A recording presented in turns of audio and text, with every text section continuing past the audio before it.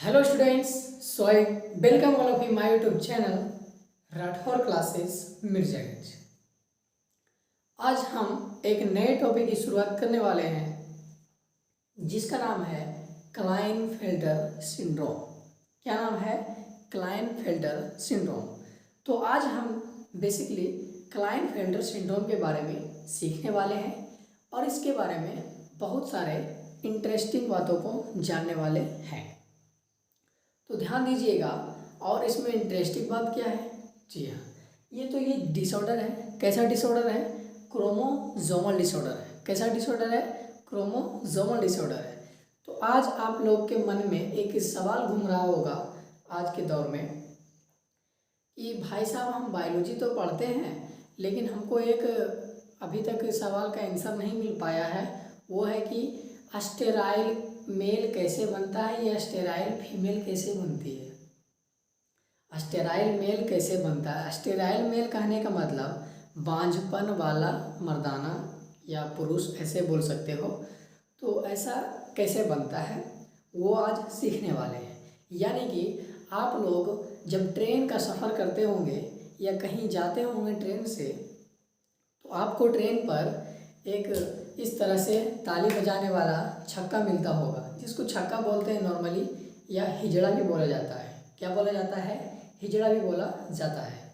तो आज हम बताएंगे कि यही हिजड़ा कैसे बनता है।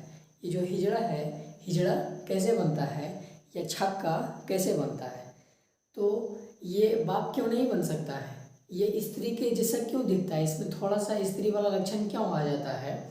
इन सारी बातों को बहुत ही डिटेल से और बहुत ही अच्छे तरीके से जानेंगे। तो चलिए बिना देरी के वीडियो स्टार्ट करते हैं।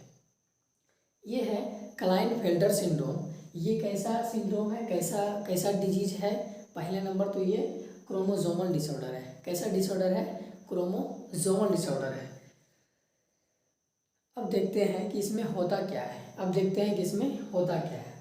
पहले इसका जेनेटिक देखते हैं। इसका जेनेटिक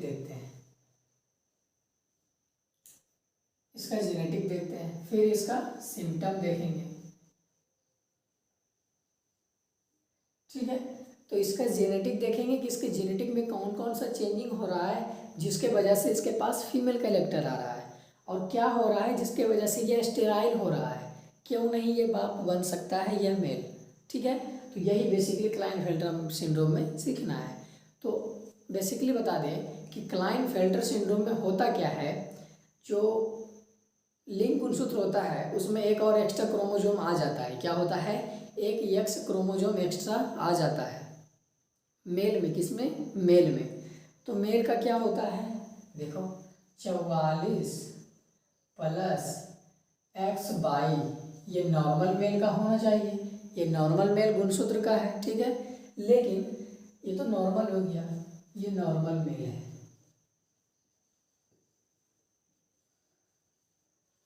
लेकिन अगर किसी व्यक्ति को क्लाइनफेल्टर सिंड्रोम हो गया तो उसके गुणसूत्र में क्या चेंजिंग होने वाला है? उसमें हो जाएगा 44 प्लस XY। ठीक है, ये हो जाएगा क्लाइनफेल्टर सिंड्रोम वाला मेल। ओके, क्लाइनफेल्टर सिंड्रोम वाला मेल। तो यहाँ तक आप समझ गए होंगे कि क्या हो रहा है। इसमें एक यक्स गुणसूत्र एक्स्ट्रा आ रहा है। इसमें एक यक्स गुणसूत्र क्या हो रहा है? एक्स्ट्रा आ रहा है। देखो ना, होना चाहिए XY, मेल में क्या होता है? XY, लेकिन यहाँ पर एक यक्स गुणसूत्र क्या हो गया है? एक्स्ट्रा आ गया है। क्या हो गया है? एक्स्ट्रा आ गया है। तो यही तो हम बताए थे कि क्रोमोसोमल डिसऑर्डर क्या होता है। जैसे कि क्रोमोसोम के नंबर चेंज हो, क्रोमोसोम का स्ट्रक्चर चेंज हो, उसी को तो बोलते हैं क्रोमोसोमल डिसऑर्डर। जी हाँ, तो यहाँ पर क्या हो रहा है? यहाँ पर एक यक्स गुणसूत्र की संख्या क्या हो रही है? बढ़ रही है। क्या हो रही है? बढ़ रही है। और वही बात करें फीमेल की, क्या फीमेल की, तो फीमेल का गुणसूत्र क्या होता है? डबल एक्स होता है। ठीक, तो यही वाला एक एक्स क्या हो रहा है? इसमें बढ़ रहा है। एक एक्स क्या हो रहा है? बढ़ रहा है।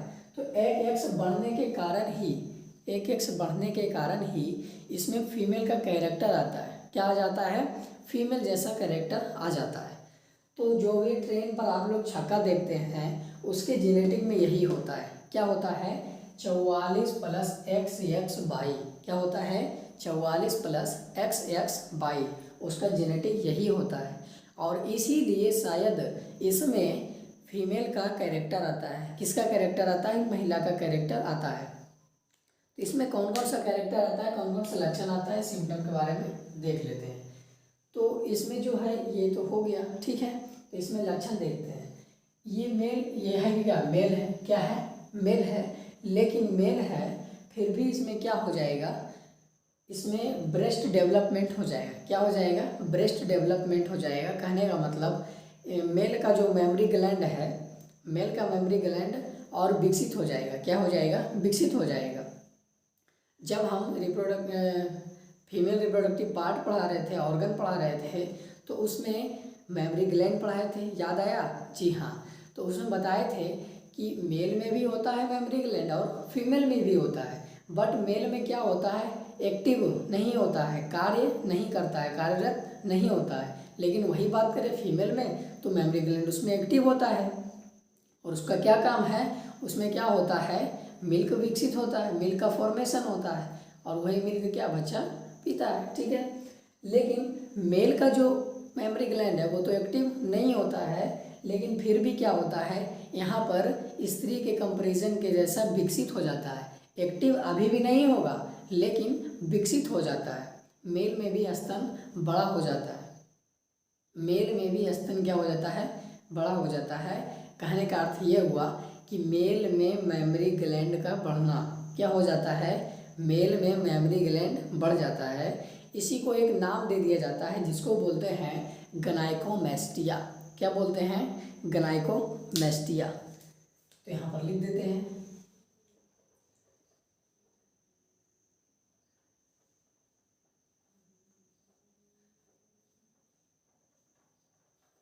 ग्नाइकोमेस्टिया, इसका अर्थ क्या हुआ? इस टर्म को समझो। ये आपके ऑब्जेक्टिव में पूछा जा सकता है कि मेल में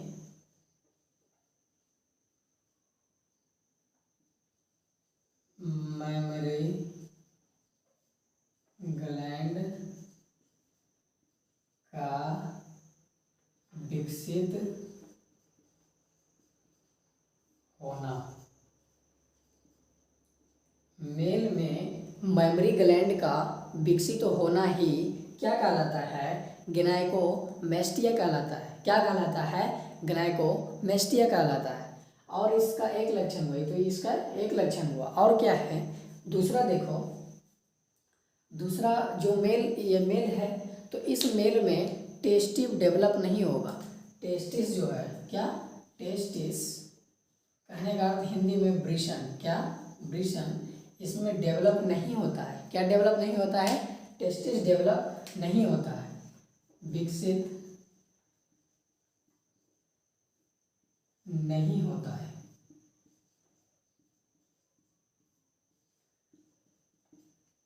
अब यहाँ पर एक सवाल आता है, क्या हम वृषण पढ़ाए हैं? जी हाँ, वृषण पढ़ाए हैं। वृषण क्या होता है? मेल में पाया जाता है वृषण, ठीक है। और इसी वृषण के अंदर, इसी टेस्टिस के अंदर क्या बनता है? मेल का गैमेट बनता है। कौन सा गैमेट? स्पर्म, हिंदी में शुक्राणु। तो वृषण के अंदर क्या बनता है? शुक्राणु बनता है। और देखो इस मेल में क्या हो रहा है? एक गुणसूत्र ज़्यादा आ गया तो गनाइकोमेस्टिया मेल में मेमोरी ग्लैंड बढ़ गया, इसी को गनाइकोमेस्टिया बोल दिए। और क्या हो गया? यहाँ पर वृषण नहीं बन रहा है। क्या नहीं विकसित हो पा रहा है? वृषण नहीं विकसित आ रहा है, विकसित नहीं हो पा रहा है। क्या? वृषण ही विकसित नहीं हो रहा है। सोचो, जब वृषण ही विकसित नहीं हो रहा है तो क्या इसमें स्पर्म बनेगा? नहीं बनेगा। जब स्पर्म यानी कि मेल गैमेट नहीं बनेगा तो क्या ये मेल फर्टिलाइज कर पाएगा एग को? नहीं कर पाएगा। क्यों नहीं कर पाएगा? क्योंकि इसके पास तो स्पर्म ही नहीं बन रहा है रे। स्पर्म क्यों नहीं बन रहा? क्योंकि इसमें तो वृषण ही विकसित नहीं है रे। ओके, वृषण विकसित रहेगा तभी तो उसमें स्पर्म बनेगा, और स्पर्म बनेगा तभी तो एग को फर्टिलाइज कर पाएगा। तो इस क्लाइनेफेल्टर सिंड्रोम में एक एक्स्ट्रा एक्स क्रोमोसोम आ जाता है मेल में, जिसके कारण मेल में जो मेमोरी ग्लैंड है वो बड़ा हो जाता है, विकसित हो जाता है, लेकिन जो टेस्टिस है वो विकसित नहीं हो पाता है। और शायद यही जो ट्रेन पर आप लोग देखते होंगे छक्का को या हिजड़ा को, तो वो थोड़ा सा उसमें फीमेल का कैरेक्टर आ जाता है। क्या आ जाता है? Female character. ये भी लिख देते हैं, मेल में फीमेल जैसा कैरेक्टर।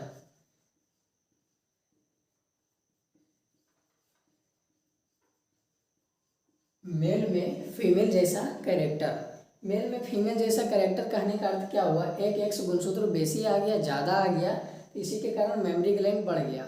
और यही तो थोड़ा बहुत डिफरेंस होता है मेल में और फीमेल में, कि मेमोरी ग्लैंड मेल में फीमेल में ज़्यादा विकसित होता है, मेल में ज़्यादा विकसित नहीं होता है। लेकिन इस रोग होने के बाद मेल में भी विकसित हो जाता है मेमोरी ग्लैंड, तो इसमें थोड़ा सा फीमेल का कैरेक्टर डूब जाता है। ठीक है, मेल में तो मेल क्या होगा? बहुत सारा लजाहा टाइप का, शर्माहा टाइप का होगा, बिल्कुल मुस्कुराएगा तो लड़की जैसा मुस्कुराएगा, और चूड़ी उड़ी पहनने का शौक़ रखेगा, चोटी बांधने का शौक़ रखेगा, फेशियल कराने का शौक़ रखेगा यहाँ पर।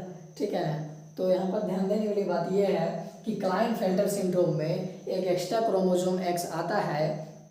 इसी के वजह से मेल में मेमोरी ग्लैंड विकसित हो जाता है। इसी को एक नाम दिया जाता है जिसको बोलते हैं ग्नाइकोमेस्टिया। और क्या होता है? इस रोग होने के बाद, यह रोग होने के बाद इसमें क्या नहीं विकसित होता है? टेस्टिस ही विकसित नहीं होता है। सोचो, टेस्टिस ही विकसित नहीं होता है, और टेस्टिस जब विकसित नहीं होगा तो इस पर स्पर्म नहीं बनेगा। स्पर्म नहीं बनेगा तो अंडा को फर्टिलाइज नहीं कर पाएगा। कहने का मतलब ये हुआ, ये जो क्लाइनोफेल्टर सिंड्रोम से जो मेल बना है, ये क्या फर्टिलाइजर है? नहीं, ये स्टेराइल है। कैसा है? स्टेराइल है। स्टेराइल कहने का मतलब क्या हुआ? बांझपन ही हुआ। क्या हुआ? बांझपन। ये बांझ मेल है। कैसा मेल है? बांझ मेल है। ये कभी बाप नहीं बन सकता, ये कभी बाप नहीं बन सकता। ठीक है, तो यही है। आज आप लोग को एक सवाल का आंसर मिल गया होगा कि जो हमारे ट्रेन पे मिलते हैं उसको क्लाइनोफेल्टर सिंड्रोम हो चुका है। अब क्लाइनोफेल्टर सिंड्रोम होता है इसलिए उसमें फीमेल, मेल में क्या होता है? फीमेल कैरेक्टर आ जाता है, और उसमें मेमोरी ग्लैंड भी डेवलप हो जाता है, और शायद टेस्टिस में विकसित नहीं है, इसलिए वो कभी बाप नहीं बन सकता है। ठीक है, तो इसका आंसर आप लोग को मिल गया होगा, और उम्मीद करते हैं कि ये क्लाइनोफेल्टर सिंड्रोम भी अच्छी तरीके से समझ में आया होगा। ठीक है, तो धन्यवाद। मिलते हैं अगले वीडियो में, तब तक के लिए धन्यवाद।